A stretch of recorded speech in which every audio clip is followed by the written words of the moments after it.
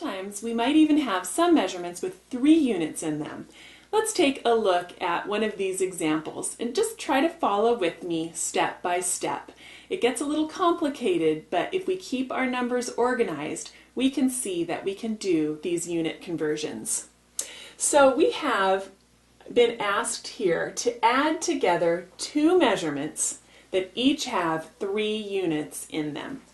So 1 liter, 40 centiliters, 60 milliliters, that's one measurement, plus 3 liters, 90 centiliters, 95 milliliters. That's another measurement.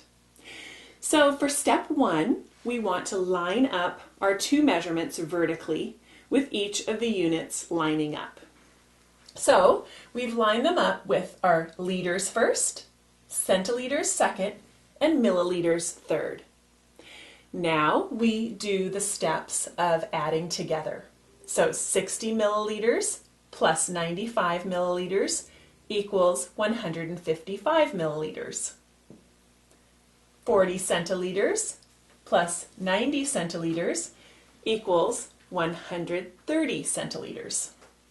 And lastly, 1 liter plus 3 liters equals 4 liters. So this is our first step of adding together our 3 different measurements.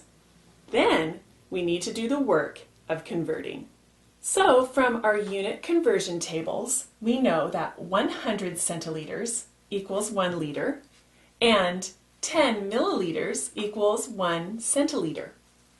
And so here we've got, so far we'll leave our 4 liters here, but we're going to break up our 130 centiliters to 100 centiliters plus 30 centiliters because I know that the 100 centiliters is equal to 1 liter.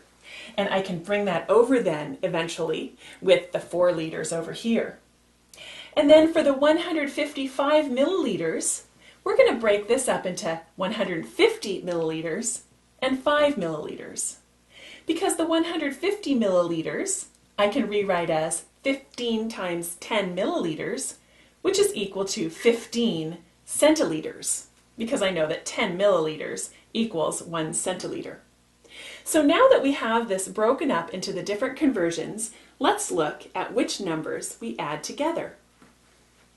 So we've got our 4 liters plus 1 liter from here, plus still the 30 centiliters,